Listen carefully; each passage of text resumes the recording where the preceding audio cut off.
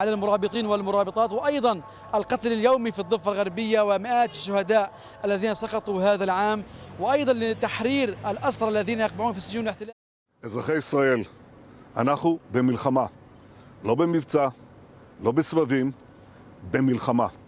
המקומות שהחמאס מסתתר בהם, פועל מתוכם. נהפוך אותם לאיי חורבות. צאו משם עכשיו.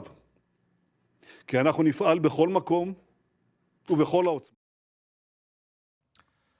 예, 이스라엘과 이 팔레스타인 무장 세력 하마스 간의 전쟁이 계속되면서 사망자만 양쪽에서 1,000명이 넘게 나왔습니다. 부상자까지 합치면 4,200명이 넘는 사람들이 죽거나 다쳤습니다. 중동 전쟁으로 확대되고 있다는 분석이 지배적입니다. 오늘 이 소식을 좀 집중적으로 다루겠습니다. 자, 먼저 전문가 연결해서요. 왜 이런 전쟁이 발생한 것인지, 현재 전황은 어떤지, 또 이스라엘에 거주하고 있는 우리 한인 피해는 없는 것인지 좀 자세히 들어보겠습니다. 박현도 서강대 유로메나 연구소 연구 교수 전화로 연결돼 있습니다. 교수님 나와 계시죠? 네, 안녕하십니까? 예.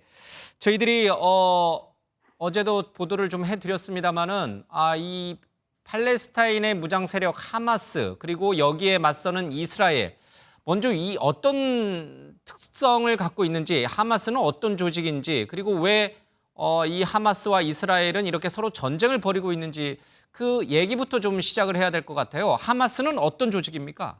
네, 하마스는 이슬람 저항운동이라는 아랍어에서 앞자만 따서 만든 말이고요. 예.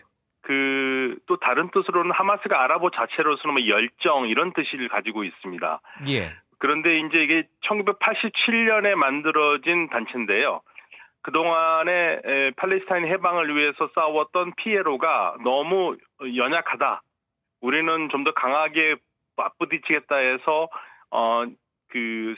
자생적으로 만들어진 이슬람 저항 단체입니다. 예. 그러니까 기존에 이스라엘이 대해왔던 아라파트가 이끌었던 그 피에로에서 조금 색채가 달랐고요. 예. 그러다 보니까 지금 현재 팔레스타인 자치기구가 양쪽으로 나눠져 있거든요. 그래서 정부는 파타하라고 그래가지고요. 지금의 요르단강 서안 지역을 장악하고 있고, 예. 이들은 이 가자 지역을 장악하고 있습니다. 실질적으로 하마스가 가자 지역을 장악하고 있군요. 그렇죠. 실질적으로 가자 지역을 이끄니까 뭐 정부라고 해도 과언이 아닐 정도로 예. 세력이 막강합니다. 그러니까 우리가 팔레스타인 무장 단체다 이렇게 표현하는 게 맞는 말이긴 하지만 실적으로 가자 지구를 지금 통치하고 치안이라든지 국방이라든지 모든 거를 통치하는 일종의 준정부라고 해도 틀린 말은 아니네요.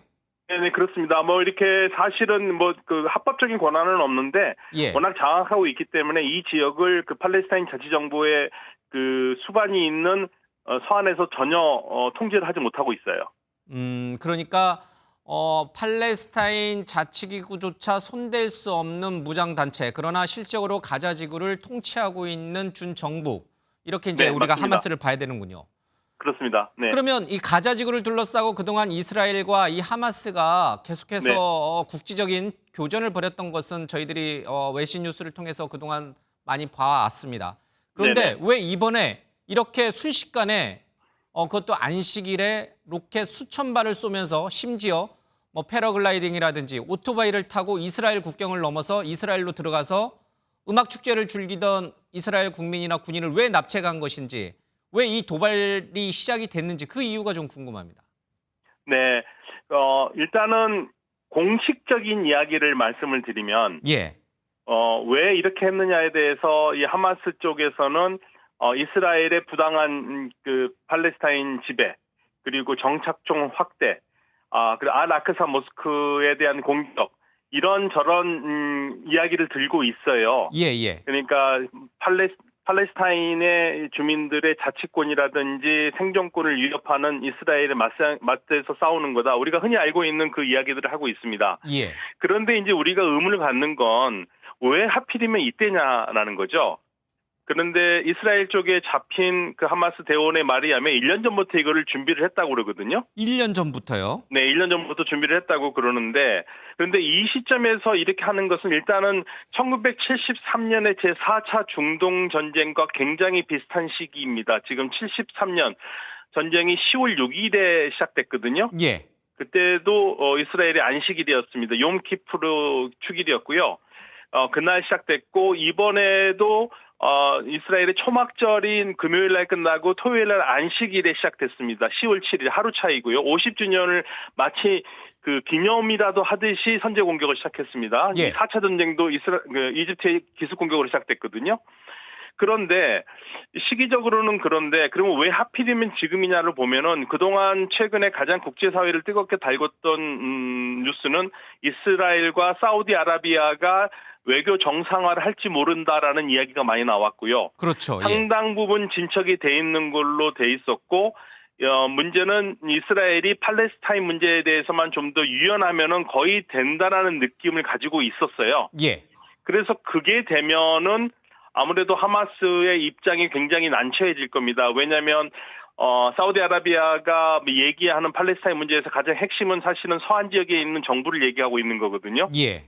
그럼 하마스는 아무래도 거기서 소외될 가능성도 크고 그래서 이번 기회에 우리가 존재하고 있다. 그리고 팔레스타인 문제가 그렇게 쉽게 끝나는 문제가 아니라는 것을 보여주기 위한 하나의 무력 시위라고 볼 수 있을 것 같습니다. 예.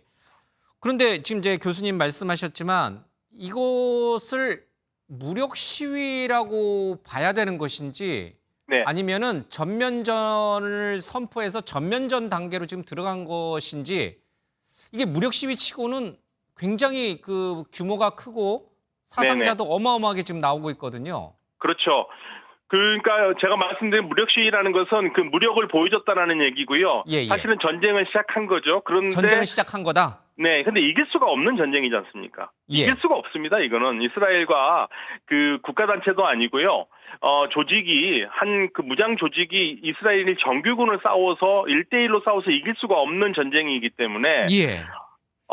치고 빠진 거죠. 지금 현재로서는요. 그러나 그 생각지도 못했던 피해를 준 거니까 전 세계적으로 충격을 받은 거죠. 그리고 이번 전쟁이 굉장히 놀라운 거는 그동안에 하마스라든지 팔레스타인 지역에서는 항상 수세에 몰렸지 이렇게 적극적으로 공세를 먼저 선제 공격을 한 적이 없어요. 그러니까요. 이게 놀라운 거죠. 그래서 이번 전쟁이 분명히 뭐 이스라엘이 이긴 걸로 끝나겠지만 예. 이 전쟁 이전과 이후가 이스라엘을 보는 눈이 달라질 것 같습니다. 예. 왜냐하면 이스라엘이 최강 군대라고 생각을 했고 예. 이스라엘을 감히 누가 건드리냐고 생각했는데 그러한 신화가 깨져버린 거죠. 이스라엘도 이게 사실은 굉장한 이스라엘은 아플 겁니다. 이스라엘도 굉장한 타격을 입겠군요. 네, 그렇습니다. 말씀하셨는데 그 하마스도 자신들이 이렇게 전면적으로 무력 시위, 전면전 공격, 로켓포 공격을 하고 이스라엘 영토 안으로 들어갔지만 이 전쟁에서 자신들이 이길 거라고는 생각하지 못했던 탓인지 음악 축제를 즐기던 민간인들 또 군인들 수십 명, 뭐 100여 명이 넘는다는 외신 보도도 있습니다만은 포로로 잡아서 자신들이 통치하는 가자지구로 데리고 갔어요. 네네. 이거는 이스라엘 군들이 가자지구에 직접 지상군이 들어오는 것을 막기 위한 일종의 인질 작전인 겁니까? 그러면? 그렇죠. 두 가지로 볼 수 있습니다. 일단 인질 작전을 했다는 것은 이스라엘이 공격하는 것에 대해서 미리 더 심하게 하지 못하도록 방패망을 친 거고요. 사람 방패를 세운 거군요. 인간 방패를. 그렇죠. 인간 방패를 세운 거죠. 또 다른 거는 이스라엘이 잡고 있는 그 팔레스타인의 저항 그 운동가들이요. 예. 한 5천 명 정도 된다는데 거기하고 맞바꾸자라는 그러한 뜻도 가지고 있는 것 같습니다. 그리고 이 팔레스타인 이 하마스가 그 음악 축제에 있는 많은 사람들을 죽였는데요. 예. 지금 제가 그 봤던 정보로는 300명 정도가 죽었다고 그럽니다. 음악 축제 그 현장에서만. 네, 현장에서만. 그러니까 어마어마하게 많이 죽은 이스라엘 거죠. 사람들이잖아요, 다 그렇죠. 그렇죠. 100명 이상이 잡혀간 거고요. 미국인도 좀 있고 일부. 예. 네, 네, 맞습니다.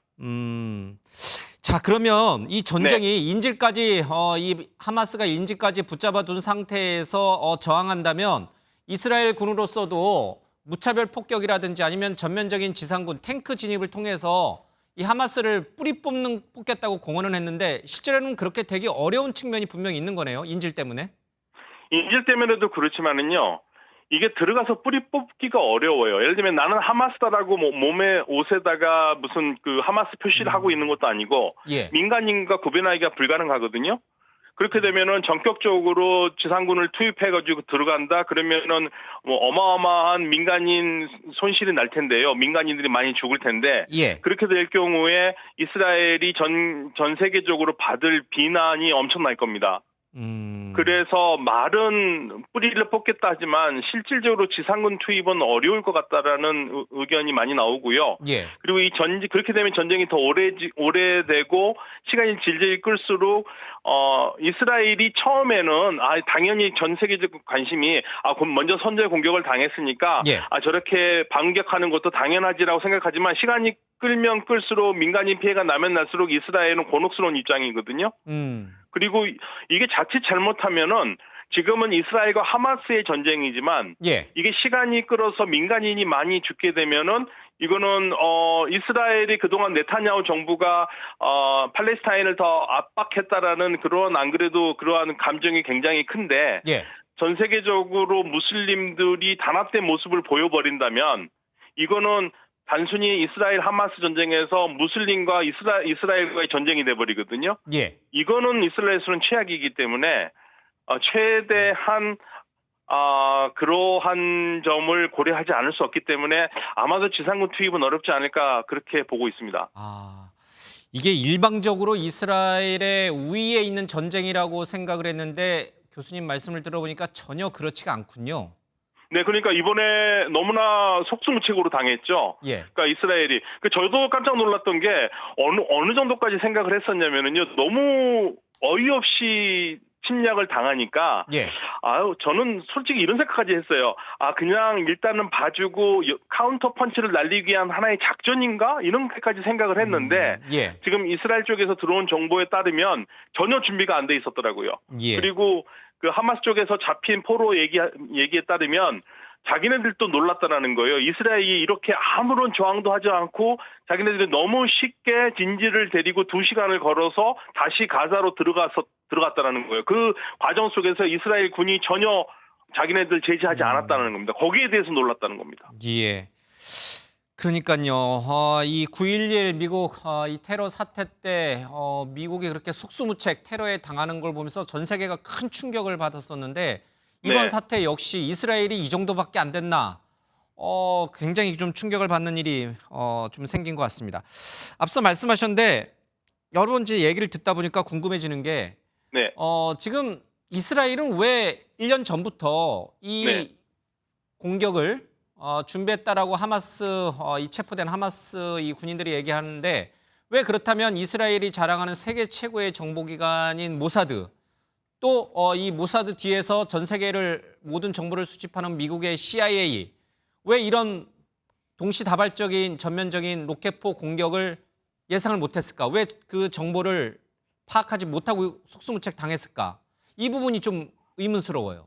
그렇죠. 모두가 다 그 생각을 하고 있습니다. 그런데 정보는 완벽하게 실패한 것 같아요. 그러니까 다른 것보다도 아마도 너무 하마스 쪽을 얕본 게 아닌가라는 생각도 들고요. 얕봤다. 예. 네, 그리고 이 모든 게 전통적으로 작동이 되지 않았던 게 네타냐후 정부가 들었으면서 이스라엘이 그 사법 개혁 파동 때문에 국민들이 1년 동안 시위에 나서면서 국가가 사실상 제대로 작동을 못했거든요. 예. 그 부분이 크지 않았나 생각이 듭니다. 예. 심지어는 예비군이 가장 중요한 역할을 하는 이스라엘에서 예비군들이 아랍과 전쟁 나도 우리는 나가지 않겠다라고 나가지 않을 테니까 빨리 사법개혁을 포기하라고 압박을 했을 정도로 이스라엘이 내분이 굉장히 컸거든요. 그러니까 이런 상황에서는 상대 하마스 쪽에서는 너무나 좋은 기회를 차지한 거고요. 예. 가장 큰 거는 제가 봤을 때는 네타냐후 행정부, 즉 네타냐후 총리의 실책이 큰 것 같습니다. 왜냐하면 총리가 들어서서 사법 재판을 받지 않기 위해서 계속적으로 극우파 세력들이 정정을 불안하게 만드는 걸 그냥 내버려 뒀거든요. 예. 그러니까 굉장히 소수의 연정에 참가하는 극우파들이 아랍 사람들 그리고 팔레스타인 사람들을 괴롭히는 거를 그냥 내버려 뒀어요. 그거를 그렇게 내버려 두면 안 되는데 왜냐하면 거기를 제지를 하면은 연정이 깨질 것 같아서요. 예. 연정이 깨지면 본인이 사법 재판을 받아야 되니까. 그러니까 즉 사적인 감정 때문에 공적인 걸 망쳐버린 상황이거든요. 예. 그래서 이런 부분이 네타냐후 행정부의 가장 큰 문제였는데 이제 전쟁이 어느 정도 가라앉으면은 내부 비판과 아마 자세한 조사가 나오면은 이스라엘이 예. 왜 그렇게 했는지 좀 더 자세히 나오겠습니다만은 지금 현재로서는 정치권의 무능이 아주 잘 드러난 그러한 상황이라고 말씀드리겠습니다. 정보전에서 완벽하게 실패를 했고 또 이스라엘 내부의 여러 가지 혼란한 상황 속에서 네타냐후 행정부가 제대로 그러니까 정리정돈을 잘 못했다는 얘기예요, 그렇죠? 네, 예. 맞습니다. 네네. 예, 그런 것들이 복합적으로 작용하면서 이제 하마스의 이 무차별적인 공격이 성공할 수 있었던 이유가 되는군요. 또 네네. 하나 궁금한 것은 이스라엘이 자랑하는 최첨단 이 방공 시스템 있지 않습니까? 날아오는 네네. 로켓포라든지 미사일을 거의 90% 격추시킨다라고 하는 이 아이언돔, 우리나라도 뭐 이거를 모방해서 킬체인을 만들겠다 이런 얘기도 나왔었는데 이게 무력화된 건가요? 글쎄요, 저도 그게 참 궁금했는데 제가 지인을 통해서 받은 방금 정보를 받았었거든요. 예. 근데 아이언돔 자체는 정상적으로 움직이고 있었고요. 예. 사실은 쉽게 말하면 하마스가 얘기한 로켓 수는 부풀려진 가능성이 굉장히 크고 실질적으로 로켓에서 사망한 사람은 극소수였다고 합니다.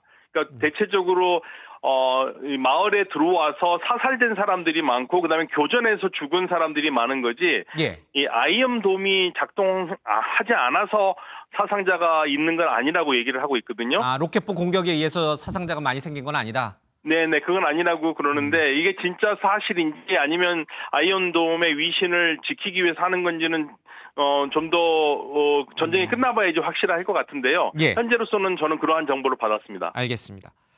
또 하나 살펴봐야 될 것이 이것이 중동 전체의 전쟁으로 확전할 가능성이 있는 것인가? 앞서 이제 말씀하셨습니다마는 사우디, 이스라엘 또 이란과 이스라엘 문제도 좀 있죠.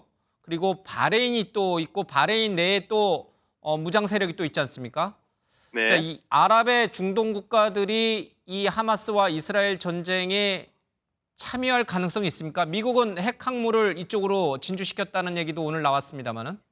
유일하게 지금 들어올 수 있다면 바레인이 아니고 레바논에 있는 헤즈볼라일 텐데요. 예. 헤즈볼라는 아직까지 헤즈볼라가 이 전쟁에 참가할 가능성은 반반으로 봐야 될 것 같습니다. 예. 만약에 헤즈볼라가 참가하면은 좀 더 커지겠지만 지금 상황이 확전을 누구도 원하지는 않을 것 같아요. 이란도. 왜냐면 하마스가 지금 자기의 일정의 엄청난 성과를 거뒀지 않습니까? 예. 그동안에 일방적으로 사실 항상 무슨 분쟁이 날 때마다 팔레스타인 쪽의 희생자가 훨씬 많았는데 이번에는 아주 자랑스럽게 자신들이 승리자처럼 얘기할 수 있는 전공이라는 게 있잖아요. 그거 예. 하나로 아마 선전을 할 것 같고요. 지금 상황에서 헤즈볼라가 들어왔을 때 이스라엘에게 이길 가능성은 없거든요. 예. 그래서 굳이 이 순간에 그걸 할 건가? 그리고 만약에 헤즈볼라가 들어온다면 헤즈볼라가 들어온 것만으로 보지는 않습니다. 이란이 직접적으로 개입했다고 보기 때문에 예. 그걸 말리지 않을까 생각이 듭니다. 그래서 아마도 확전은 되긴 어렵지 않겠나 저는 그렇게 봅니다. 그러면 일부에서 이것은 이란과 미국의 대리전 양상이다라고 분석하고 있는데 그것은 좀 과한 해석일 수 있겠군요. 그러니까 그 대리전으로 한다고 했을 때 이란이 지금 얻을 수 있는 게 없어요. 이란은 오히려 만약에 이게 지금 대리전이 돼서 확전이 되면 이란도 직접적인 피해를 받을 수밖에 없거든요. 예. 근데 이란이 그럴 만한 지금 상황이 아니에요. 그렇기 때문에 이란으로서는 최대한 이 문제가 없기를 바랄 뿐이죠. 지금 예. 현재 이란이 여기에서 이러한 싸움에서 얻을 수 있는 건 없습니다. 그렇군요. 따라서 확전은 되지 않을 것 같습니다. 자, 어저께 일부 언론은 이제 이런 보도를 했습니다. 이 러시아와 이 우크라이나 전쟁이 터졌고 중동에서는 이렇게 이스라엘과 하마스가 또 전쟁을 벌이기 시작했다. 세계 경찰 국가임을 자임하고 있는 미국의 이른바 전략이 실패한 거 아니냐. 너무 지나치게 중국을 견제하면서 곳곳에서 허점이 노출되고 있는 거 아니냐. 이런 분석도 있더라고요. 혹시 교수님은 어떻게 보세요? 사실 그런데 미국으로서는 좀 당혹스럽긴 하지만 어쩔 수 없이 겪어야 되는 문제일 것 같습니다. 왜냐하면 오바마 때부터 이게 사실 바이든 행정부 때부터 시작된 건 아니고 오바마 때부터 계속적으로 중동에서 발빼기 작전을 해온 거거든요. 예. 그런데 아마 지금 미국으로서는 치명적인 거는 중국을 포위하면서 중동에서의 그 개입을 줄이고 중동 문제를 아랍과 이스라엘을 손을 잡아서 이란을 대치하도록 하려고 그랬는데 예. 그 계획이 일단 지금 삐걱거리는 게 미국으로서는 좀 생각보다 차질이 클 것 같아요. 그 부분이 미국으로서는 실책이 큰다고 보고요. 예. 지금 전체적으로 중동에서는 그런 얘기를 좀 합니다. 그러니까 미국이 이 FIFA처럼 FIFA가 직접 경기는 뛰지는 않잖아요. 예. FIFA가는 조율하고 모든 걸 하는데, 그러니까 미국이 FIFA의 역할을 해야 되는데 미국이 FIFA 역할을 하면서 룰을 만들고 그걸 하지는 않고 직접적으로 선수로 뛰기니까 지금 문제가 생긴다고 그런 얘기도 해요. 그래서 미국이 선수로 뛰지 않고 룰을 하면서 뒤에 잘 컨트롤하면서 하는 전통적인 역할을 잃어버린 게 그러니까 좀 초조하다고 그럴까요? 중국이 부상하는 거에 의해서 미국이 초조하다 보니까 여러 가지 실책을 하고 있다라고 보고 있고, 그래서 지금 중동 쪽에서 사우디아라비아라든지 UAE에서는 미국이 좀 중동 정책을 바꾸라고 얘기를 하고 있어요. 예. 그러니까 미국 위주로 하지 말고 중동의 친미 아랍 국가들이 원하는 대로 좀 해라고 그러는데 지금 그 부분도 조율이 잘 안 되고 있으니까 곤혹스럽겠죠. 예. 미국도 내부적으로 보면은 내년 재선거가 있어서 이 바이든 대통령이 적극적으로 중동에 개입하기도 좀 어려운 여건이 있는 것 같기도 하더라고요. 예, 알겠습니다. 긴 시간 지금 제가 여쭤봐서 좀 죄송스럽긴 한데 그 이스라엘에 있는 우리 한인들 또 이스라엘에 진출했던 우리 국내 기업들 피해 얘기를 좀 안 하고 갈 수는 없을 것 같아요. 아직 어제 저희가 뉴스 시간에 이스라엘 한인회장을 좀 연결해서 물어봤더니 아직 우리 한인 피해는 없다고 해서 그나마 천만다행인데 지금 이게 장기화 될 경우에는 우리 이스라엘에 거주하고 있는 한 570여 명 정도 된다고 하는데 혹시 다른 지역으로 아니면 한국으로 좀 이렇게 대피시켜야 되는 거 아닌가 이런 생각도 좀 들어서요. 네, 저도 좀 그거를 궁금해서 여러 군데서 수소문 했는데 아직까지는 괜찮다는 얘기가 나오고 있습니다. 우리 주민들이 주로 뭐 텔아비브는 대도시 주변에 살기 때문에요. 대도시가 공격을 받지 않는 한 괜찮을 것 같긴 한데요. 뭐 예루살렘 이런데요? 네네, 그렇죠. 그리고 지금 현재 뭐 비행기도 당일날만 잠깐 운항이 중지되고 지금은 정상적으로 움직이고 있다는 거 보면은 특별히 크게 걱정을 안 해도 될 것 같은데요. 뭐 만반의 준비는 정부에서 하고 있을 거라고 생각합니다. 예.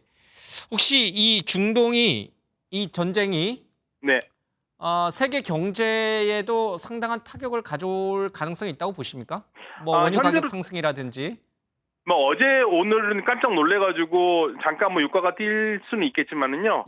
궁극적으로는 큰 영향은 없을 것 같습니다. 다만 이렇게 되면은 중동 지역이 안정적이지 않게 되니까 미국과 아랍 이스라엘이 생각했던 인도에서 중동 그 아랍 지역을 거쳐서 이스라엘을 거쳐서 유럽으로 가는 그 새로운 경제 회랑이 그 부분에서 요르단과 이스라엘을 잇는 선에 조금 의문을 갖게 될 거예요.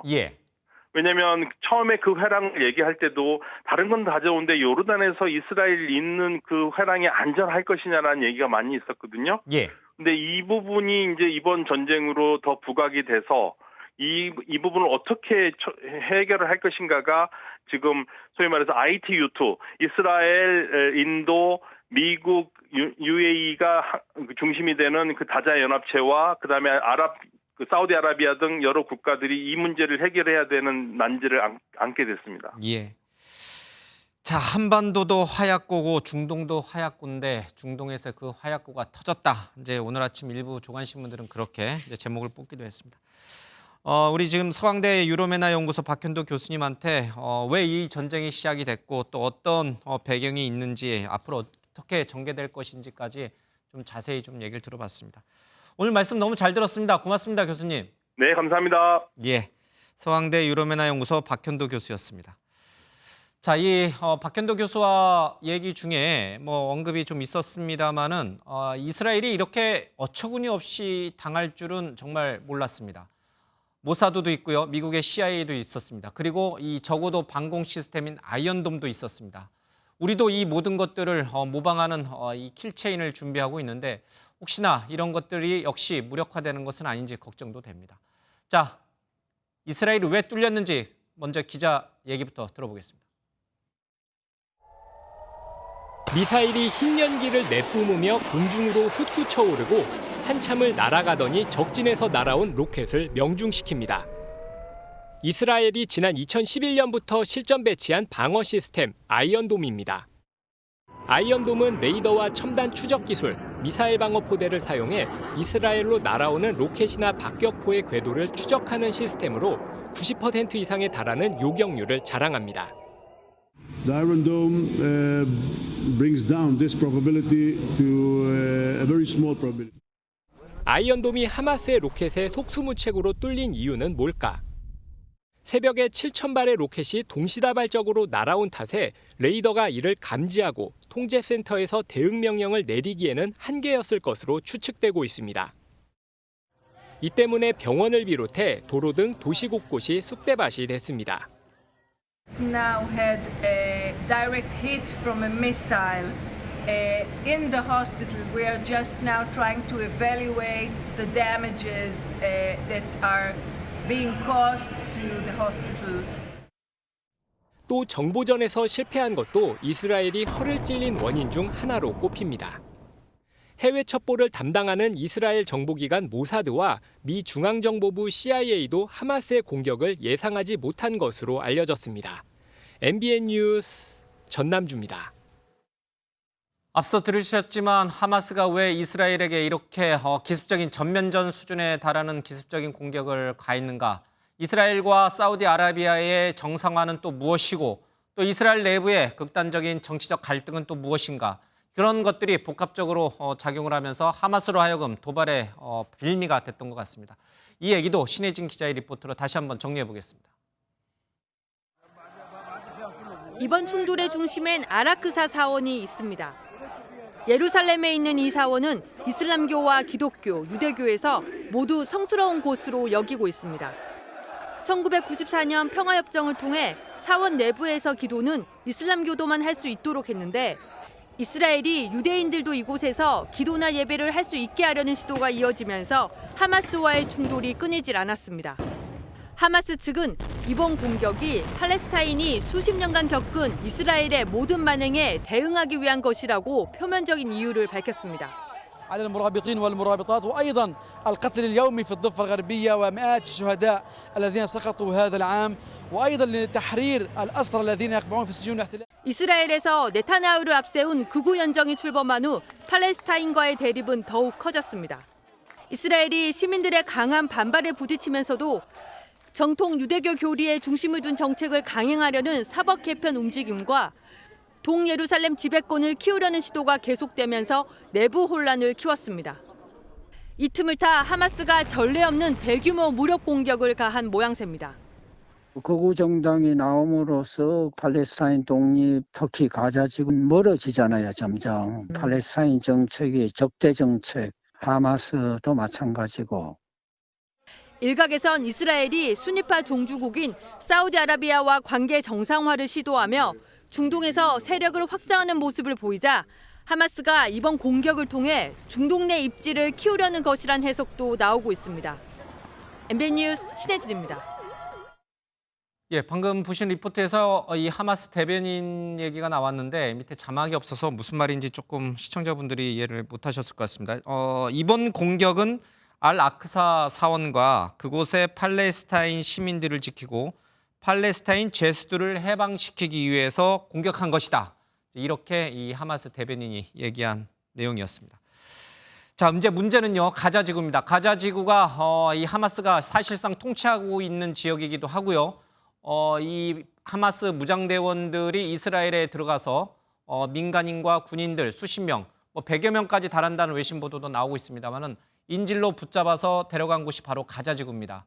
이스라엘군이 지상군을 투입해서 하마스 대원들을 모두 축출하고 이 인질들을 구출할 수 있을 것인지 아니면 정말 하마스는 이들을 인간 방패막이 삼아서 이스라엘군의 지상군 투입을 저지할 것인지 이게 이제 초미의 관심사입니다. 이 얘기는 오지혜 기자의 리포트를 잠깐 보겠습니다. 하마스의 대규모 기습 공격에 맞선 네타냐후 이스라엘 총리의 대응 수위가 점점 높아지고 있습니다. 반격 선언 하루 만에 하마스 몰살, 폐허를 공언한 겁니다. אזרחי ישראל, אנחנו במלחמה. לא במבצע, לא בסבבים, במלחמה. המקומות שהחמאס מסתתר בהם, פועל מתוכם. נהפוך אותם לאיי חורבות. צאו משם עכשיו. כי אנחנו נפעל בכל מקום ובכל העוצמה. 이어 가자 지구에 대한 전력 공급 중단과 연료와 물품 전달 차단도 시사했습니다. 관심은 지상군 투입 가능성입니다. 수백 명의 민간인 희생자나 가자 지구에 잡힌 것으로 알려진 인질 수를 고려할 때 선택지가 없다는 겁니다. 전면전 가능성이 한 85% 이상은 아니지 않을까. 인질도 꽤 많이 잡혀 있다던데 속전속결로 해야지 안 그러면 이스라엘한테 피해가 또 커질 거기 때문에. 이에 따라 2009년 가자 지구에 군부대가 투입돼도 자치구역은 점령하지 않았던 이스라엘이 이번만큼은 전면전 초읽기에 나섰다는 분석이 우세합니다. MBN 뉴스 오지혜입니다.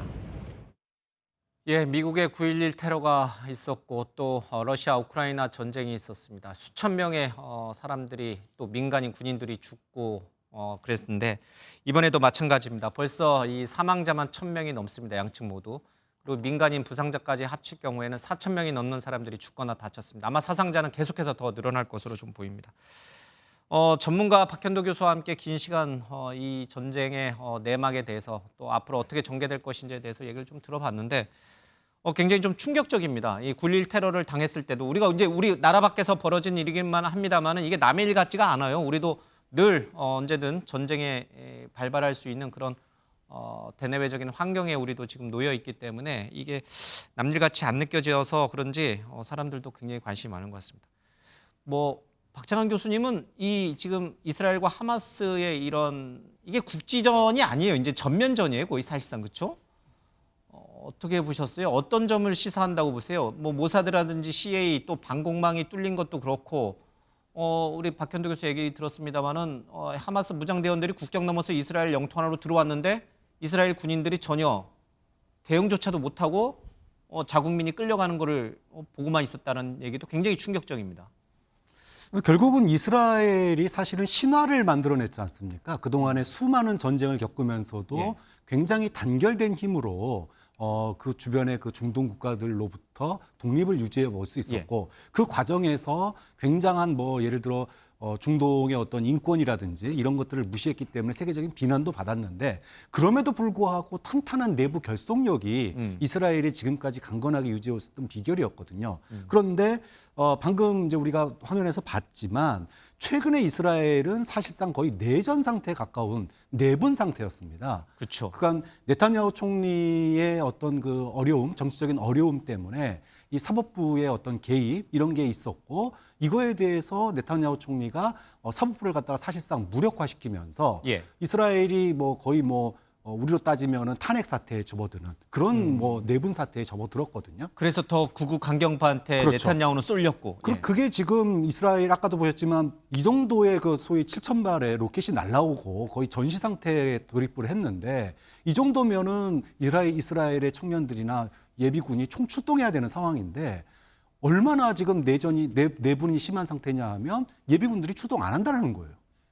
그런 상태가 돼버린 겁니다, 나라가. 그러니까 네타냐후의 어떤 독선적인 그런 내치 정책이 결국은 안보의 위기로까지 이어진 거 아니냐라고 하는 분석이 있는 거고 또 하나는 지금 이번에 그 가자지구가 사실은 우리가 도간에든 쥐라 그러지만 가자지구 그러니까 굉장히 커 보이지만 정말 작은 곳이에요. 길이가 40km에 달하지만 폭은 4km, 10km밖에 안 됩니다. 그러니까 이스라엘이나 미군이 전격적으로 거기 소탕 작전에 들어가면 도간에든 가자다 이렇게 얘기할 수 있어요. 끝날 수 있습니다. 근데 문제는 이스라엘의 취약점, 그다음에 미국의 취약점, 그다음에 중동의 지금 평화협정의 취약점 이게 하마스의 단독 작전이었는데 아무도 중동을 컨트롤할 수 없는 현실이 적나라하게 지금 드러나 버렸어요. 예. 아이언돔도 취약하다라고 하는 게 드러나 버렸습니다. 그러면 지금 하마스는 이번에 뭐 이스라엘이나 미국에 의해서 뭐 인질들이 구출되고 이런 일이 있을 수 있겠지만 아까도 뭐 레바논의 헤즈볼라라든지 다른 근본주의 단체들이 언제든지 또 비슷한 사건을 벌일 수 있는 가능성이 앞으로 충분히 열렸다. 예. 그런 점에서 굉장히 우려스러운 대목이라고 볼 수 있는 거죠. 그러니까요. 이 이스라엘 하마스 전쟁이 이 한반도에 살고 있는 우리에게 던져주는 교훈 중에 하나라고 하면은 내부가 혼란과 분열이 되면 그것은 굉장히 대외적으로 봤을 때는 취약함이다. 그것은 누군가에게는 굉장히 좋은 기회를 제공하는 것이다라는 사실은 맞는 것 같아요.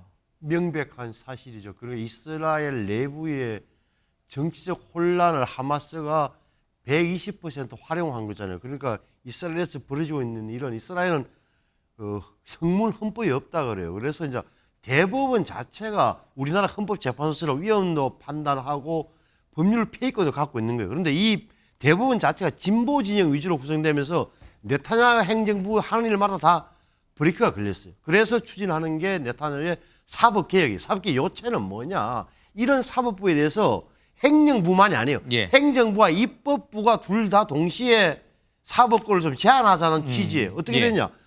그 대법원이 판결을 내리더라도 의회에서 과반이면은 판결을 뒤집을 수 있는 권한도 주고 이런 식으로 해서 진보 위주의 대법원을 좀 제어하자는 게 취지였는데 여기에 대해서 국민들이 이제 반항을 하기 시작한 거죠. 심지어는 모사드의 내부에서도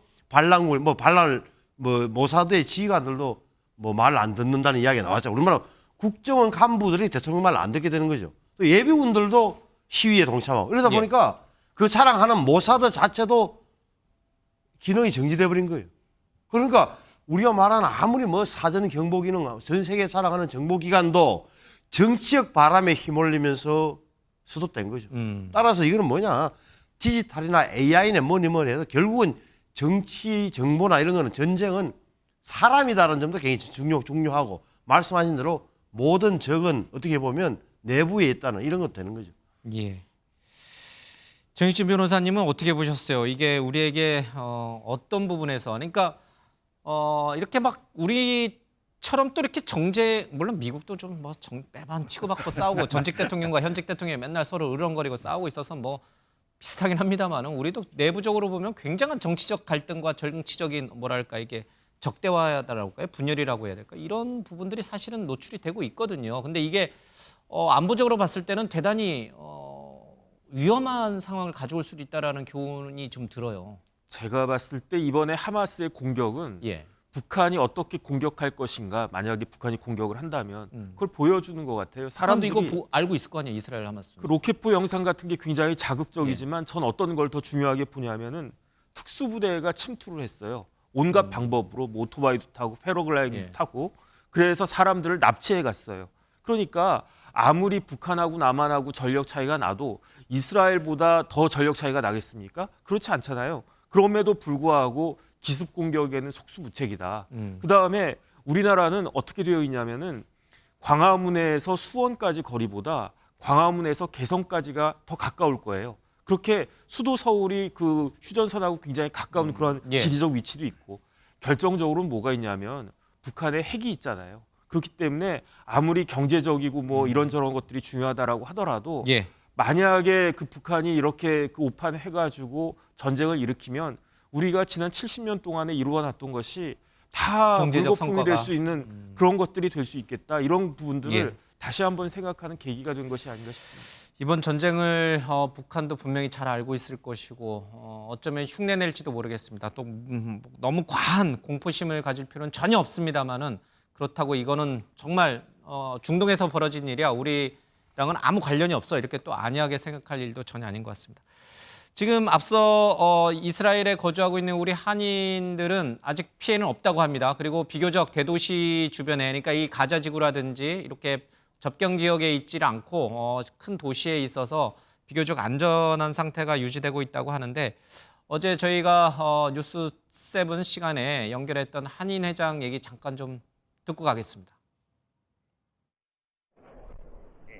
한인 교민이 현재로서는 한 가정 살고 계시는데요. 예. 어제 긴급히 예루살렘 지역으로 대피해서 지내고 있어서 저희가 지금 모임을 자제하고 각자 집에서 조용히 안전하게 머물러 있습니다. 네, 아침 한 8시쯤 해서 첫 번째 로켓 공격이 있으면서 사이렌이 예루살렘 전체에 울렸었고요. 예. 그 후로 한 10번 정도의 사이렌이 이제 울렸습니다. 예루살렘과 이스라엘 전역이 임시 학교를 휴교를 하고 또 개인 자영업자들은 휴업을 하고 있어서 이제 교민들은 조용한 상황에서 안전히 머물고 있는 상황입니다. 마트나 약국이나 병원들은 지금 현재 정상적으로 영업하고 있어서 특별히 어떤 식량 문제나 이런 어려움들은 없는 상황입니다. 현재 업데이트되는 현지 소식들, 또 위험한 지역들, 또 가지 말아야 되는 지역들을 좀 공유하고 있고요. 그리고 어떠한 상황이 발생을 했을 때에는 조속히 재상과 연락을 취하도록 연락망들을 계속 만들고 있습니다. 알겠습니다. 예, 한인들 피해는 없다고는 합니다만은 또 이스라엘에 진출한 우리 기업들은 지금 비상 연락망을 가동하면서 또 직원들의 안전 문제까지 좀 챙겨야 되라서 굉장히 좀 힘듭니다. 또 이란이 사실은 이제 한류가 중동에서 시작된 발원지거든요, 그렇죠? 그런데 이 하마스 뒤에는 이란이 있다 이런 얘기도 지금 나오고 있고 이스라엘에는 또 우리 현대차가 굉장히 적극적으로 영업을 하고 있고 삼성이라든지 LG도 지금 나가 있습니다. 경제적 피해도 좀 우려되고 앞서 이제 대통령실에서 경제 영향을 최소화하기 위해서 모니터링을 지금 긴급히 하고 있다 이런 이제 언급도 좀 나왔습니다. 저희가 이제 이미 사례가 있었죠. 예를 들면 우크라이나 러시아 전쟁이 벌어지게 되면서 러시아 지역에 있는 우리 산업, 우리 경제, 기업들 같은 경우가 일정하게 피해를 본 측면들이 분명히 현대차 있었고, 공장 스톱됐어요. 네, 그런 일이 분명히 있었기 때문에 이번도 마찬가지입니다만 이것이 계속 중동 지역에서 확전이 된다면 어떤 형태로든지 우리 기업 또는 공급망 문제와 관련해서 우크라이나 전쟁 같은 경우는 공급망 문제, 그러니까 소위 연료와 식량 문제가 중대한 문제가 됐고 전체적으로 국제사회에서의 물가가 상승이 되면서 많은 국가들이 인플레이션을 겪게 되는 사태가 벌어졌습니다. 이번 같은 경우는 어떤 우크라이나 러시아 전쟁과는 달리 어떤 확전을 좀 방지할 수 있는 구조적인 요건들이 분명히 있습니다만 그건 알 수 없는 거죠. 말씀드렸던 것처럼. 왜냐하면 제가 보니까 골드만삭스가 얼마 전에는 보고서를 보면 전 세계가 미국 중심의 체제가 균열되면서 다중동맹 체제 그러면서 각 지역별로 이제 예를 들면 지정학적인 스윙 스테이트가 중요한 역할을 한다라는 얘기를 해요. 그러니까 제가 볼 때 지금 중동 지역 같은 경우는 사우디아라비아가 상당히 중요한 역할을 하게 되면서 대탕트를 만들어낸 구조들의 중심이 사우디아라비아였었거든요. 근데 이 사우디아라비아의 대탕트라고 하는 구조들을 소위 하마스의 공격을 통해서 깨려고 하는 측면들이 분명히 있었기 때문에 아마 이런 일들은 반복적으로 세력전이 과정에서 벌어질 수 있다는 생각이 분명히 듭니다. 그렇다면 우리 정부도 그런 일이 벌어지면 안 되겠습니다만 해외에 있는 우리 교민들, 기업들이 이런 사태가 벌어졌을 때 어떤 계획을 통해서 플랜 A든 플랜 B든 어떤 피해를 최소화시키고 기업들의 리스크를 줄일 수 있고 우리의 공급망들과 관련해서 다변화하는 방식을 통해서 지금 세계 국제정치 질서의 변화에 대응하는 우리의 외교적인 전략을 세우지 않는다면 저는 예를 들면 국제 질서의 변화 때문에 우리 경제에 아주 중대한 타격을 당하거나 아니면 우리 교민들이 플랜 B가 없어서 이 피해라고 얘기하는 건 그냥 경제적 피해가 아닌 거죠. 국민의 생명과 안전 문제이기 때문에 거기다 대책을 세워야 될 거라는 생각이 들고 더 중요하게는 이 문제가 확전이 되지 않아서 이 정도 상황에서 일정하게 마무리가 돼서 저희 중동 지역의 대탕트라는 구조가 더 진전됐으면 좋겠다라는 생각이 들긴 합니다만 당분간은 좀 쉽지는 않을 것 같고요. 좀 그런 측면에서 우리 정부가 적극적인 노력을 좀 투사해야 한다고 생각을 합니다. 우크라이나 러시아 전쟁 때문에 이 세계 경제가 굉장히 좀 어려움에 빠져 있고 또 고물가, 고유가 속에서 고금리 상황 속에서 이 경기 침체가 장기화하고 있는데 우리 경제에도 굉장히 좀 좋지 않은 얘기인 것 같습니다. 자, 이스라엘과 하마스의 전쟁 얘기는 좀 이쯤에서 좀 정리를 하겠습니다. 좀 더 자세한 관련된 얘기들은 오늘 저녁 7시 30분 뉴스센터에서 또 정리해 드리도록 하겠습니다.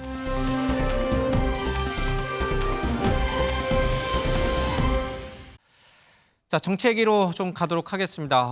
이재명 민주당 대표가 오늘 퇴원할 것 같습니다. 퇴원하자마자 찾아갈 곳은 지금 서울 강서구입니다. 강서구청장 선거를 놓고 더불어민주당과 또 국민의힘과 더불어민주당의 이 박빙세가 좀 유지가 되고 있기 때문에 그곳을 가장 먼저 찾을 것이다 이런 얘기가 들려 나오고 있습니다. 자, 관련된 영상 먼저 보겠습니다. 16년 동안 민주당 구청장이 강서 개발을 얼마나 손 놓고 있었는지 강서 개발에 아무런 관심이 없었던 것이 아닌가 할 만큼 오랫동안 낙후되어 있었습니다. 아마 그런 민주당의 심판의 의지가 확고하게 드러나고 있는 것이라고 봅니다. 지금 추세상을 보면은 한 45% 정도를 넘나들 거라 장초 저희 당 예산보다도 좀 높게 나올 것 같은데요. 네. 가장 큰 원인은 단순히 구청장 선거가 아니라 이게 정권 심판론으로 이어지고 있다는 것이 선거 그 투표율이 높아지는 이유가 아닐까 생각을 하고요. 예, 이 사전 투표율이 역대 최고를 기록했습니다. 각 당은 아전인수격으로 우리에게 유리한 것이다, 보수가 결집한 것이다 이렇게 또 주장하고, 또 저쪽에서는 무슨 소리냐, 정권 심판 여론이 압도적으로 높아진 것이다, 또 이렇게 이제 해석을 합니다. 누구 말이 맞는지는 항상 그렇지만 이제 선거가 끝나봐야지 합니다. 예. 이재명 대표 얘기를 해야 될 것 같습니다. 김용호 행정관님, 지금 건강을 이제 그럼 다 회복한 거예요? 오늘 저녁에 퇴원하면? 퇴원을 한 거죠. 건강상은 유의해야 됩니다만 퇴원을 해서도 어떤 본인의 건강을 유지할 수 있는 상황이라고 지금 이번에 의료진이 판단을 한 것 같습니다. 그러면 지금 지팡이 짚고 유세 현장에 갈 수도 있는 거네요? 그러니까 지금 5시 반에 예. 강서에서 집회가 있을 예정인데요. 유세 집회가 있을 예정인데 가서 본인이 거기 연단에 서서 얘기를 할지 아니면 진경훈 후보를 만나서 격려할지 그건 좀 확인은 안 되는 상황입니다. 예. 아마도 본인의 상황, 그러니까 본인이 그전에 얘기했던 게 뭐냐면 민주당은 모든 총력을 기울여서 이번 선거에 승리해달라라는 요청을 했고 예. 진경훈 후보한테는 직접 전화를 해서 세 표를 진다는 각오로 선거에 임해달라 이런 요청을 예. 했어요. 좀 그렇다면 본인이 이 선거가 적어도 민주당이 내년 4월 국회의원 선거에서 승리할 수 있고 또 국정 운영의 주도권을 질 수 있는 중대한 선거라고 판단을 하기 때문에 연단에 올라가고 싶은 생각은 저는 굴뚝 같을 거라 생각이 듭니다. 그래서 현 정부의 1년 6개월에 예. 대해서 심판해달라는 얘기를 할 거라는 생각이 들긴 하는데 일단 몸 상태를 좀 봐야 될 것 같아요. 몸 상태가 허락이 돼야 되는 것이고 허락이 안 되는데 올라가는 것 자체에 대해서 아마 주변에서는 만류할 거라는 생각이 드는데 성정상 제가 볼 때는 아마 올라가서 본인이 상서 국민들과 국민들에게 좀 호소하지 않을까 이런 생각은 듭니다. 사실 과거 사례를 보면 이제 박근혜 전 대통령이 이제 선거 유세 도중에 이제 커터칼 테러를 당하고 나서 딱 깨어나자마자 한 말이 대전은요였잖아요.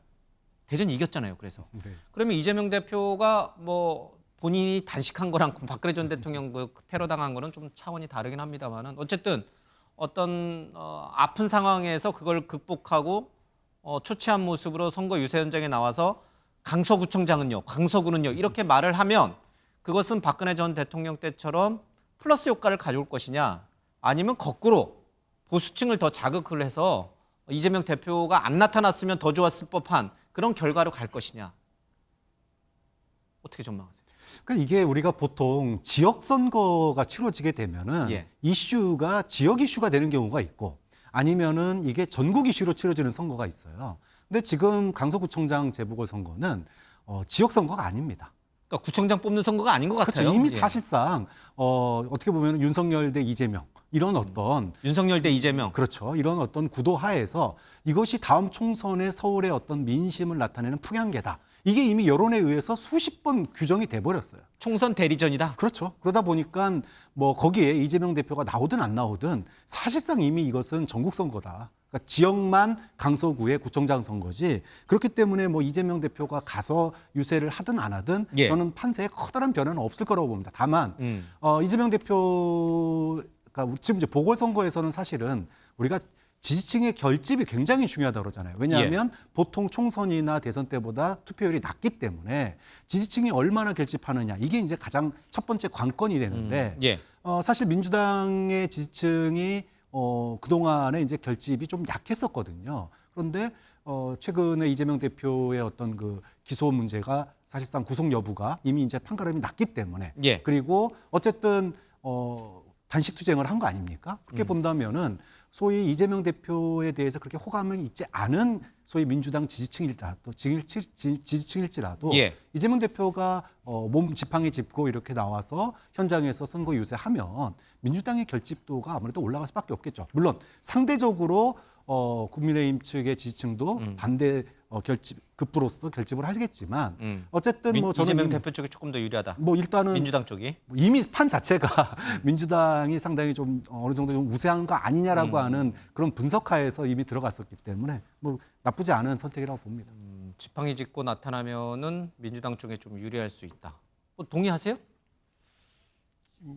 그 강서구라는 자체의 정치 지형 자체가 민주당이 유리한 거는 맞죠. 왜 그러냐면은 인구 구성이 첫째, 거기가 평균 연령이 강서구의 이 연령이 나이가 44이라 그래요. 그러니까 이 인구표를 유심히 봤더니만 20대와 30대가 37%. 이런 굉장히 젊은 구예요. 서울에서도. 20대와 30대가 37%라니까요. 20대 보수 많아요. 아니 물론 근데 보세요. 60대 이상 70, 80대가 28%예요. 무슨 말이냐? 20대, 30대, 40대, 50대가 다 71%예요. 이런 인구 구성. 그리고 지난번 대통령 선거 때 윤석열 후보가 서울시 전체에서는 5%포인트 이겼는데 강서구에서는 2%포인트 졌어요. 그리고 현역 국회의원 3명 다 가벌병 다 민주당이라는 사실. 그래서 지난번에 김태호 구청장이 탄생한 것은 대통령 선거 직후라는 점, 이런 점 때문에 그리고 민주당 후보가 분열됐던 이런 것 때문이지 특이한 현상이었던. 그래서 절대적으로 민주당에 유리한 환경이다. 또 하나는 이번에 사전투표율 이 부분도 어떻게 보면 우리 여당 입장에서 굉장히 안 좋은 신호인 거는 분명해요. 뭔가 벌어지고 있는데 결과는 뭐 예단하기 힘듭니다만 불리한 건 맞는 거죠. 그런데 이재명 대표가 무슨 역할을 할 수 있을까? 저는 뭐 이재명 대표의 팩터, 개인적인 요소는 거의 없을 거라고 봐요. 이미 마음을 다 정하고 왔기 때문에 이재명 대표가 나타나든 안 나타나든. 다만 야당 입장에서는 그래도 이재명 대표의 공, 역시 세다 이재명, 이걸 보여주고 싶겠죠. 그러면 그 말씀하신 것처럼 지금 구도가 현재 구도상 국민의힘이 불리한 구도라고 하면은 인정해야죠. 저기 질문해요. 김태우 구청장 후보의 선거 전략도 이제는 지역 발전 이런 쪽이 아니라 어쨌든 지금 불리한 구도라면 그걸 깨려면은 정권 심판에 맞서서 이재명 대표 심판론으로 좀 바꿔야 되는 거 아니에요? 국민의힘 선거 전략도? 제가 봤을 때 제 개인적인 생각으로는요. 약간 아쉬움이 있을 것 같다는 생각이 드는 것이 김태우 후보가 왜 뭐 월급 이야기하고 왜 40억 이야기를 해가지고 본인의 표를 깎아 먹었을까? 저는 그 부분이 조금 이상하다라고 생각하는데 지역 발전을 위해서 더 열심히 하겠다 이런 맥락이었잖아요. 그렇죠? 그런데 지금 핵심은 뭐냐면은 왜 보궐선거가 이루어지게 되었는가? 이게 김태우의 잘못이냐 아니면 다른 사람의 잘못이냐? 왜냐하면 이게 그 타임라인을 보면요. 김태우 후보가 그 1심에서 유죄 판결을 받은 이후에 그다음에 출마를 했단 말이죠. 그런데 강서구의 유권자들은 그럼에도 불구하고 김태우를 뽑은 거예요, 구청장으로. 그런데 그 이후에 김태우가 당선된 이후에 법원에서 다른 경우보다 더 상대적으로 빨리 판결을 내서 그 5월 3일에 대법원 판결까지 나온 거 아니겠습니까? 그렇기 때문에 이미 그 피고인이 특별감찰반원으로서 직무집행 중에 그 지득한 직무상 비밀을 그 누설했기 때문에 이게 문제가 됐다라고 했어도 이미 이제 강서구의 구민들은 정치적으로는 김태우를 뽑은 건데 왜 사법부가 이런 부분들을 나서가지고 했느냐 그런 식으로 가야 되는 것이 아니었는가. 그렇기 때문에 지금 오히려 그 프레임을 그렇게 짰어야 되는데 더군다나 뭐 최강욱 의원이라든지 뭐 윤미향 의원이라든지 다른 사람들에 대해서는 훨씬 더 재판을 지연해가지고 임기를 실질적으로 보장을 해줬으면서 왜 김태우 구청장에 대해서만 그렇게 했느냐 이런 쪽으로 프레임을 가지고 갔었으면은 설득력이 더 있었을 것 같은데 마치 그것을 본인이 다 인정한 것처럼 하고 그럼에도 불구하고 내가 1,000억을 벌겠다느니 그거는 믿기도 어려운 거 아니겠습니까?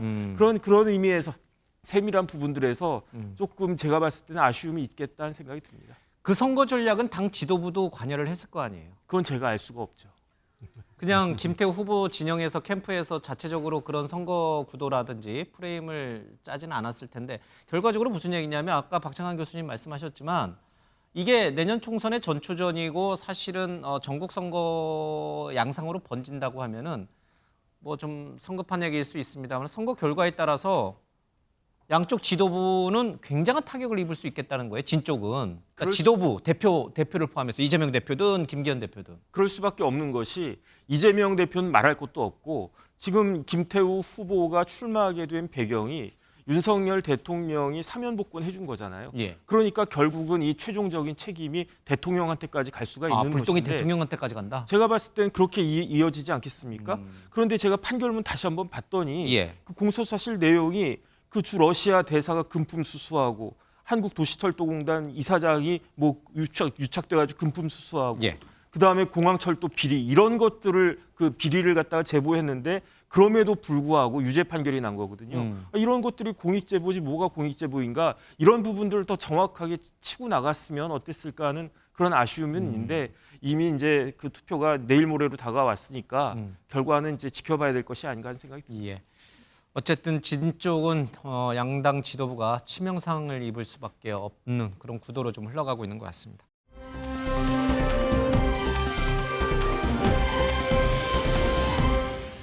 자, 다른 얘기를 하죠.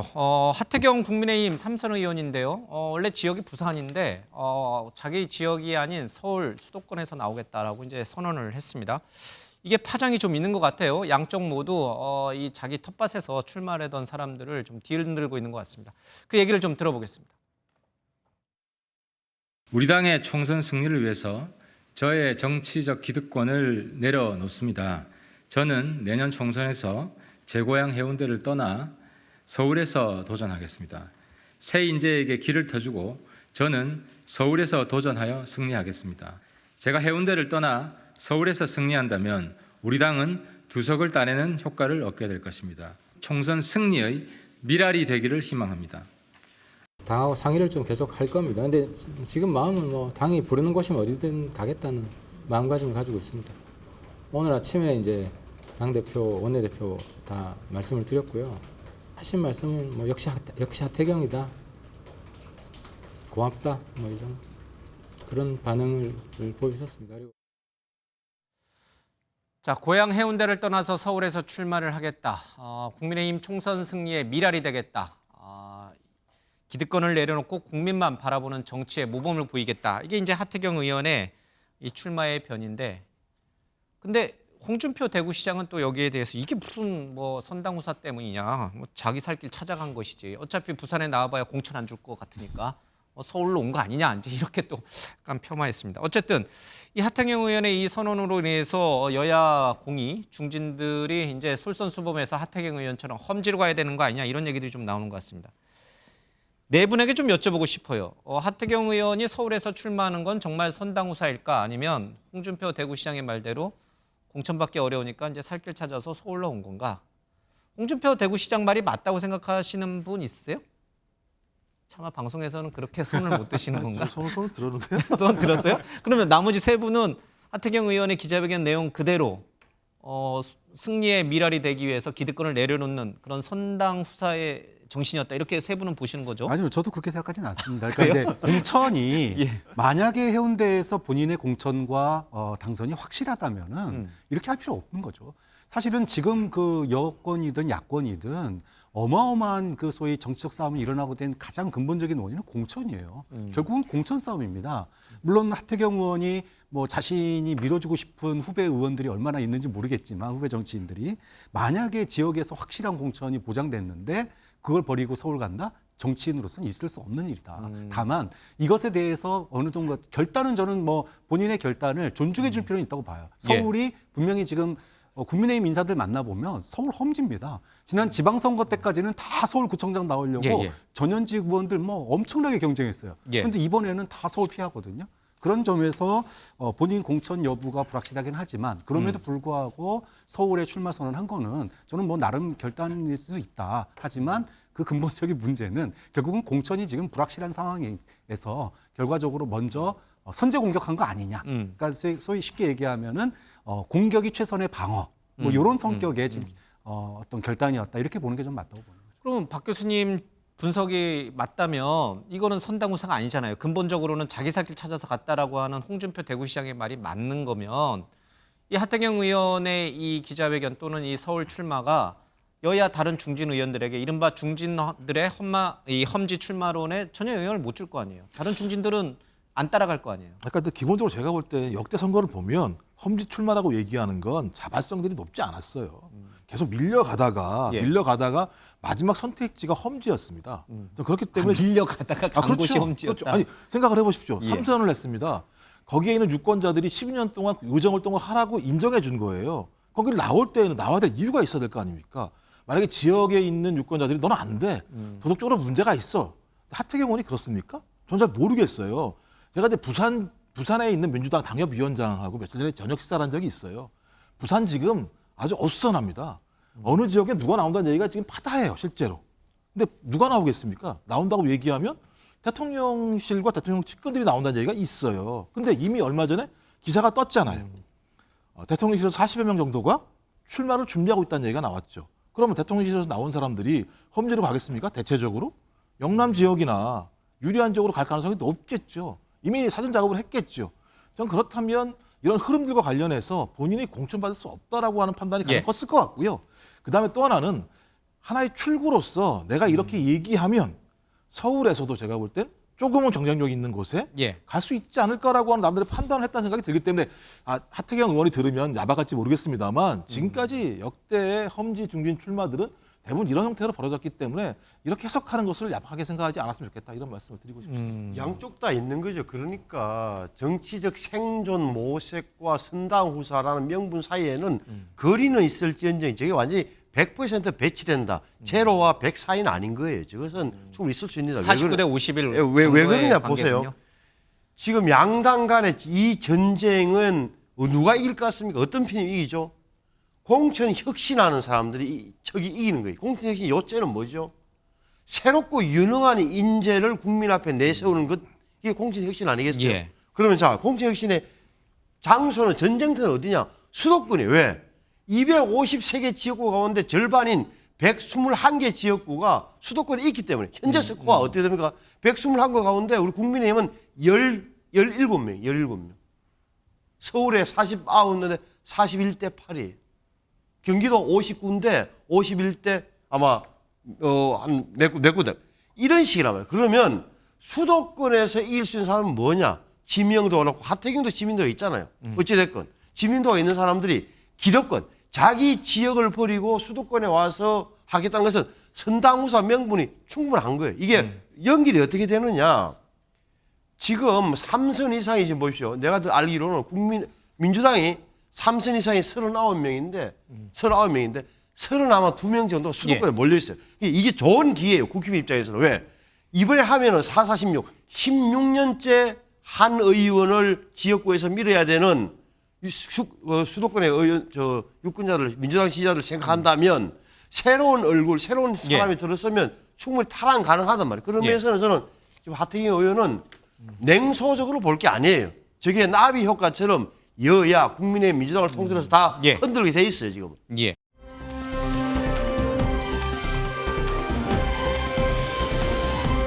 한동훈 장관은 어떨까요? 만약에 한동훈 장관이 출마를 한다면은 험지로 나와야 될까요? 아니면은 하태경 의원이 비워준 부산이라든지 이런 이렇게 텃밭으로 가야 될까요? 이 얘기도 좀 연결해서 자연스럽게 좀 해봐야 될 것 같아요. 물론 여기에는 이제 한동훈 장관의 지금 국회 내에서 야당이 추진하고 있는 탄핵 문제도 좀 얽혀 있습니다. 그 관련 영상 먼저 잠깐 보겠습니다. 우리 헌법의 제정자들이 자신들이 만든 이 탄핵이라는 중대한 제도가 이렇게 민주당이 쓴 것처럼 범죄 혐의자를 옹호하는 도구로 악용될 거라고는 상상도 못했을 것 같습니다.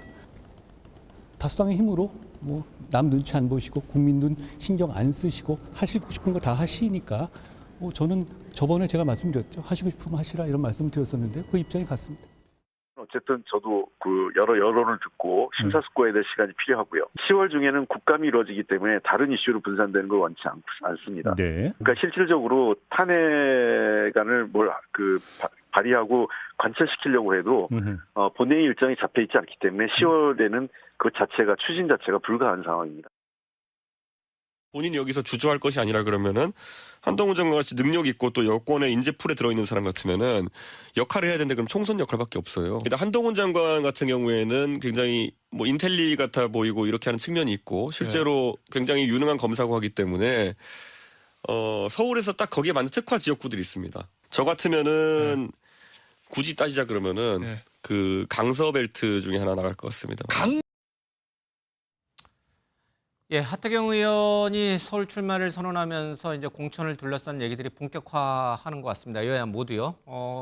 한동훈 장관은 좀 여러 개가 맞물려 있어서 복합적으로 지금 얘기를 해야 될 것 같아요. 뭐 민주당이 과연 정말 탄핵안을 발의할 것인가, 탄핵을 추진할 것인가 하는 점이 하나 있고, 또 한동훈 장관이 근본적으로 정치 뛰어들 것인가 하는 문제도 좀 있습니다. 뛰어든다면 그러면 어디에 뛰어들 것인가?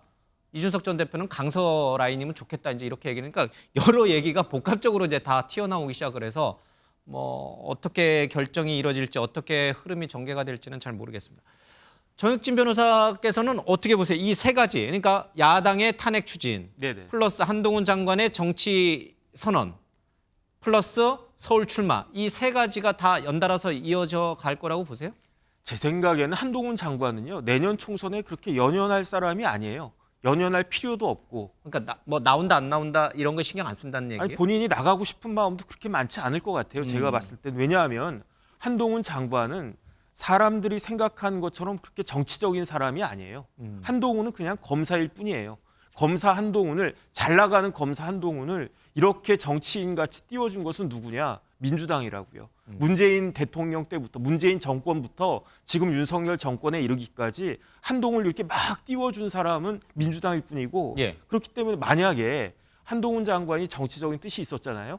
그럼 벌써 나갔죠. 부장검사할 때 이미 나와가지고 막 정치권에 뭐 손대고 줄대고 뭐 그러지 않았잖아요. 그냥 본인이 주어진 일만 사실 박근혜 전 대통령 잡아가둔 사람 누굽니까? 한동훈 장관이었다고요. 그래가지고 거의 최연소 옛날로 치면 중수부장 했다가 그러다가 이제 조국 사태 해가지고 갑자기 이제 확 바뀌면서 나가지도 못하고 제가 봤을 때는 한동훈 장관은 제 생각에는 민주당이 탄핵하는 게 오히려 더 좋을 거예요. 탄핵하면 어떻게 돼요? 탄핵하면은 당연히 이제 기각 결정 나올 거고 헌법재판소에서 그렇게 되면 한동훈의 위상이 한 그레이드가 더 업그레이드가 되는 거예요.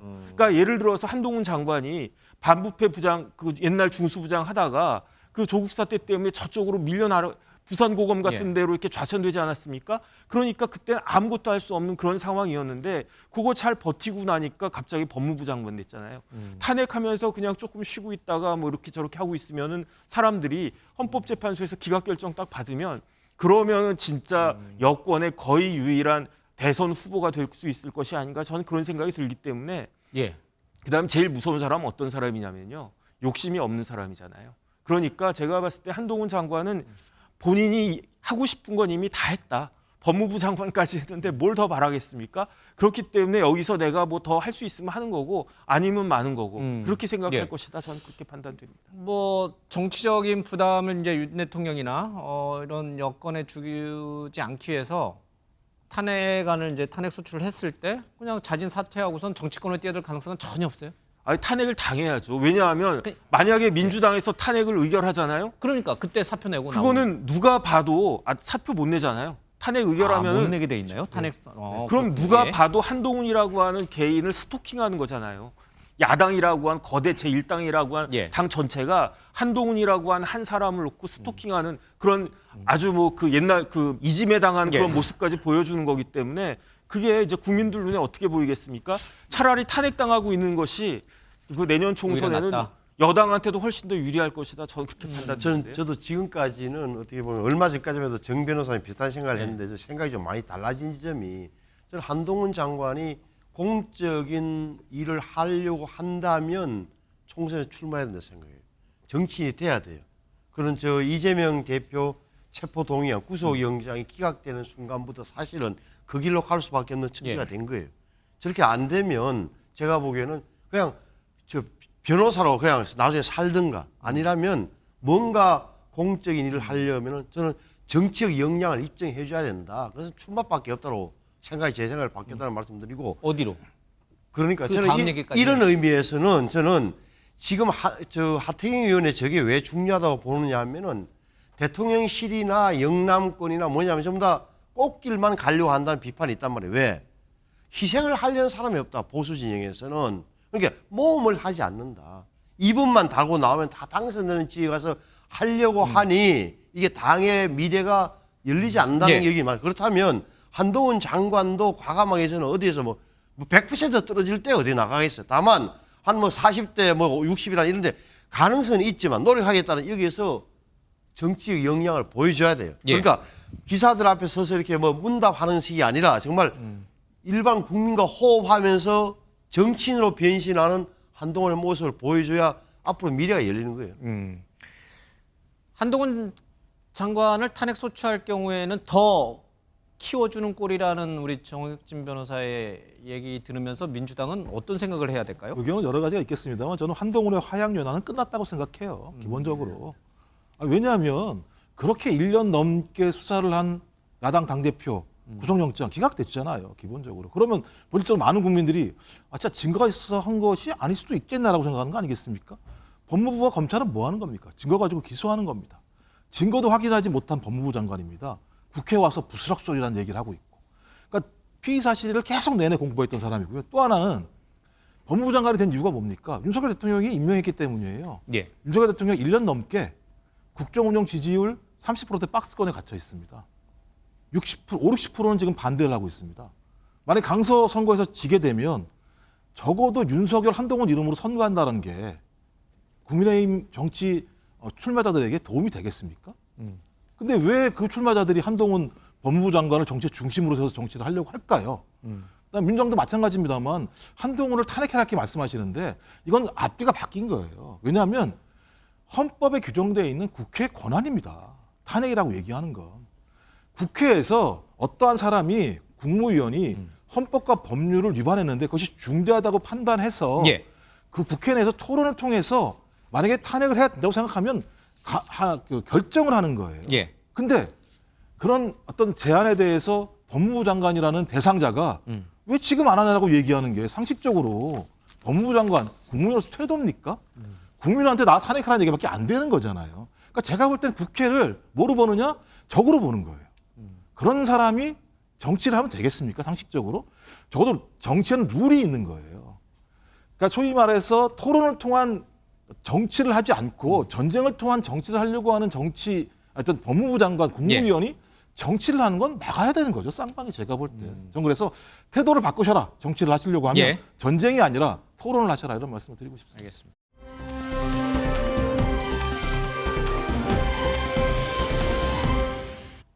이 총선 얘기가 나오면서 한동훈 장관 얘기까지 좀 해봤습니다. 근데 민주당 내는 오늘 이제 이재명 대표가 퇴원해서 강서구청장 선거 지원 유세 갔다가 이제 당무에 내일 복귀하기 시작하면 당장 해결해야 될 과제가 지금 이제 국민청원 올라와 있고 민주당 당원청원 5만 명 올라와 있는 이 5명에 대한 재정 문제 있잖아요. 선별적으로 이 중에서 몇 분만을 이렇게 추려서 살리고 나머지 분들은 정말 공천 안 줄 건지. 어저께 홍익표 원내대표는 MBN 시사 스페셜 저희 프로에 어제 프로에 나와서 이제 그렇게 언급을 하셨습니다. 정말 그런 속아내기 작업을 이재명 대표가 할 것 같아요? 근데 이재명 대표하고 홍익표 원내대표하고 저는 일종의 역할 분담이 좀 될 것 같아요. 지금 민주당이 이 대표 영장 기각으로 인해서 어떻게 보면 주도권을 지금 가져왔잖아요. 그리고 10월 국회는 국감입니다. 그러면 민주당이 국회의 시간이에요. 국회의 시간이고 민주당의 시간입니다. 지난 1년 동안 이번 총선 어떻게 치를 겁니까? 윤석열 심판론으로 치를 거잖아요. 그러면 윤석열 정부를 왜 심판해야 되는지를 보여줄 수 있는 시간이 지금 국회의 시간인데 여기에 지금 뭐 예를 들어 내분이라든지 또는 한동훈 장관 탄핵이라든지 뭔가 옆길로 세면은 민주당은 오히려 굉장히 어려워져요. 그렇기 때문에 저는 이재명 대표는 아마도 국회에 충실하고 민생 쪽에 본인은 역할을 할 거고 그렇기 때문에 이재명 대표가 나서서 뭐 징계 얘기라든지 이런 얘기를 할 가능성은 거의 없다. 오히려 윤석열 정부의 어떤 실정 그리고 당내의 어떤 단합 이런 부분들을 얘기할 거예요. 근데 그렇다고 해서 이재명 그 악역은 홍익표 원내대표가 한다? 그렇죠. 누군가는 악역을 해야 되는 거죠. 홍익표 원내대표는 친명계잖아요. 이재명 대표와 상의 없이 뭐 원내대표가 마음대로. 근데 이제 이거를 갖다가 대놓고 예를 들어 뭐 다 징계한다던가 이런 일은 없을 것 같고 아마 상징적 징계 예를 들어 방송에서 좀 너무 나간 주장을 했던 분들이 한두 분 계시거든요. 그런 분들에 대한 상징적 징계 그리고 어차피 총선은 민주당은 시스템 공천입니다. 경선을 통해서 이루어지기 때문에 그 경선에서 당원들이 뭐 좋은 선택을 해달라 이렇게 갈 가능성이 있죠. 이재명 대표 스탠스는 그 스탠스에서 안 벗어날 거라고 봅니다. 그 이재명 대표가 직접 손에 피 묻히는 그런 행동은 하지 않을 것이다 이런 뜻이군요. 지금 말씀하신 것처럼 지금 강서구청장 선거도 그렇고 국정감사도 그렇고 지금 야당이 공세권을 갖고 있는 거예요? 공격권을 갖고 있는 건가요? 정혁진 변호사 그렇게 보세요? 지금 앞으로 지금 연말까지 흘러갈 전국은 민주당 주도로 가는 거예요? 일단은 그 내일 모레 그 선거 결과가 상당한 의미가 있을 것 같다는 그런 생각이 들고요. 그다음에 이제 또 하나는 뭐냐면은 김종욱 교수님은 마치 이제 이재명 대표가 모든 혐의에서 무죄를 받은 것처럼 말씀을 하시고 계신데 제가 봤을 때 지금부터 시작이에요. 왜냐하면은 13일에 재판 있고요. 공직선거법 위반 재판 있고 그 다음 주에도 재판 2개 있고요. 지금 당장 그 일주일에 2번씩 이재명 대표 재판 받아야 되는데 이 재판이라고 하는 게 공개 재판이란 말이에요. 그러면 증인들이 계속 나와가지고 기존에 있었던 일들을 쭉 이야기한단 말이죠. 그러면 여태까지는 검찰 수사는 이렇게 밀실에서 하는 거기 때문에 알려지지가 않는데 공개 재판이니까 기자들 우르르 가가지고 중앙지법, 수원지법 막 이런 데 가가지고 다 취재할 거란 말이죠. 그런 것들이 또 계속 그 언론을 뒤덮을 그러한 그게 굉장히 있기 때문에 제 생각에 그 사법 리스크가 어떻게 진행되느냐 거기에다가 지금 사실 칼자루는 검찰이 쥐고 있거든요. 검찰이 쪼개기 기소를 하면은 이재명 대표는 일주일 내내 그 법정에 출입해도 모자랄 겁니다. 이제 그런 일들이 어떻게 벌어질 것인지 그게 중요하지 지금 당장 뭐 눈앞에 나타난 것 가지고는 뭐라고 이야기할 수 없는 그런 상황이 아닌가 싶습니다. 또 말씀 들어보니까 민주당이 공세 우위에 있다고 볼 수는 전혀 없네요. 오히려 지금 어떻게 생각하느냐. 왜냐하면 당장 그 기소를 위증교사 기소하잖아요. 그럼 그것만 가지고도 일주일에 한 번이나 2주일에 한 번 재판해야 된단 말이에요. 백현동 따로 기소하잖아요. 그것만 가지고도 일주일에 2번 해야 된단 말이에요. 그런 다음에 또 쌍방울 또 따로 기소한단 말이에요. 그럼 그것만 가지고 일주일에 2번씩 해야 되는데 그걸 어떻게 감당을 하겠습니까? 아니, 사법적 측면에서는 정 변호사 말씀이 120% 맞는데 정치적으로 보면 지금 야당의 뭐 우세 내지는 기세 등등은 부인할 수 없는 사실이죠. 그러니까 예를 들어서 이재명 대표 체포 동의안이 기각된 거, 그다음에 이균용 대법원장 기각된 거, 그다음에 청문회 과정에서 부어진 이런 문제를 본다면 지금 야당 입장에서는 우리 여당 입장에 아주 불리한 것은 사실이다. 오늘 뉴스와이드는 좀 여기서 정리를 해야 될 것 같습니다. 고맙습니다.